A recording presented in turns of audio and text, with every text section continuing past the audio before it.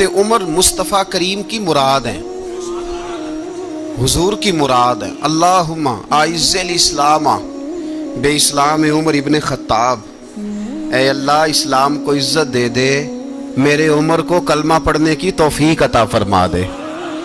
اور کیسے دعا مانگی؟ اور یار حضرت عمر کی تو اس فضیلت کا کوئی جواب نہیں دے سکتا۔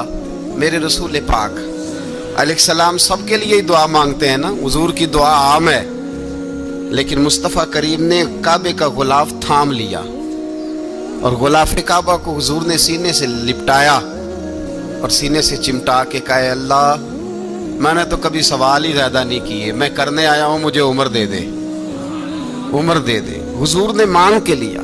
اور پھر جب جس کو حضور مانگے اللہ سے کہ حضرت عمر رضی اللہ تعالیٰ عنہ کا آج یوم شہادت ہے، میرا تو دل کرتا تھا کہ فجر سے باتیں شروع ہوں اور سارا دن ہی عمر کی باتیں ہوتی رہیں، سارا دن جناب عمر کی باتیں، سارا دن، اس لیے کہ ذکر جناب عمر کا ہوگا پر راضی اللہ کے رسول ہوں گے صلی اللہ، تو جاگ کے بیٹھیں، خوش ہو کے بیٹھیں۔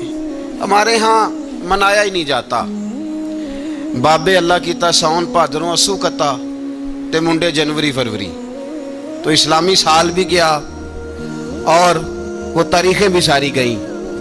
یکم محرم امت مسلمہ کے لیے بہت بڑا دن ہے، بہت بڑا دن، یہ شہادت ہے حضرت عمر فاروق کی رضی اللہ تعالی۔ یہاں چھوٹی چھوٹی باتوں پہ گورنمنٹ چھٹی کرتی پھرتی ہے، چھوٹی چھوٹی باتوں، الیکشن ہو گیا تو چھٹی، فلاں جگہ پہ تھوڑا سا کسی نے خبر دے دی کہ کوئی پریشانی ہے تو چھٹی، فلاں جگہ یہ ہو گیا تو چھٹی، یہاں تک کہ فلاں وزیر صاحب فلاں علاقے میں آئیں گے تو سارے علاقے کو چھٹی۔ اور اب تو اس سے بڑا حال ہونے لگا ہے، اگر جن لوگوں کی سندھ میں حکومت ہے ان کے لیڈر کا دن آیا تو اس دن چھٹی، اور جن کی پنجاب میں حکومت ہے ان کا دن آیا تو چھٹی۔ ہمارا مطالبہ ہے حکومت پاکستان سے، اگر سر اٹھا کے جینا چاہتے ہو تو یکم محرم کو چھٹی کیا کرو، اگر سر اٹھا کے جینا چاہتے ہو تو یکم محرم کو چھٹی کرو جناب عمر کے دن، اور ملت کے جوانوں کو بتاؤ کہ اگر عزت کی زندگی جینا چاہتے ہو تو اس طرح جیو جس طرح فاروق اعظم جی کے گئے ہیں، عزت اور وقار کی زندگی۔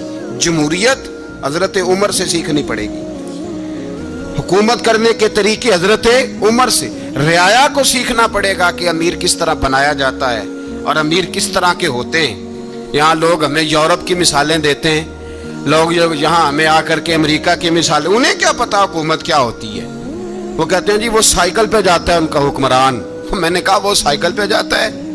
میرے عمر فاروق مدینے سے مکے گئے تھے تو پیدل ہی حج کرنے چلے گئے، پیدل ہی، اور جناب عمر فاروق رضی اللہ تعالیٰ عنہ عید کی نماز پڑھانے گئے، عید کی نماز عمر خطبہ عید دینے گئے۔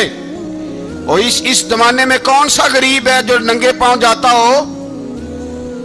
کون سا غریب ہے جو مسجد ننگے پاؤں جاتا ہو؟ لوگوں نے تو 3 قسم کی چپلیں رکھی ہوئی ہیں، ایک مسجد جانے کی علیحدہ ہے، گھر پہننے کی علیحدہ ہے، شادی بیاہ پہ جانے کی چپل علیحدہ ہے۔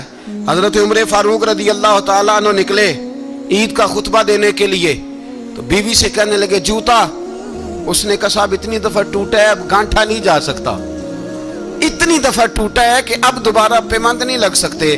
تو حضرت عمر کہنے لگے چل کوئی حرج نہیں ہے، بغیر جوتے کے ننگے پیر ہی چلتے ہیں، کوئی حرج نہیں۔